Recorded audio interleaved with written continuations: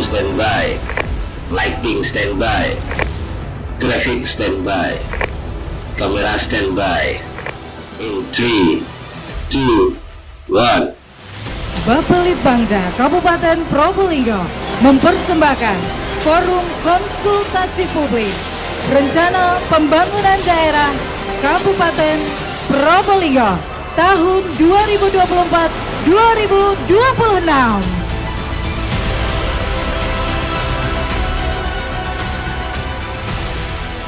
Bapak Ibu hadirin sekalian yang saya hormati, forum konsultasi publik yang kita laksanakan ini sebagai amanat dari Permendagri nomor 86 tahun 2017 tentang tata cara perencanaan, pengendalian, dan evaluasi pembangunan daerah dalam forum konsultasi publik.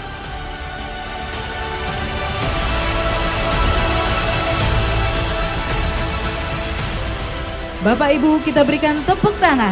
Inilah momentum kesepahaman bersama atas rancangan, tema dan prioritas rencana pembangunan Kabupaten Probolinggo 3 tahun ke depan 2024-2026.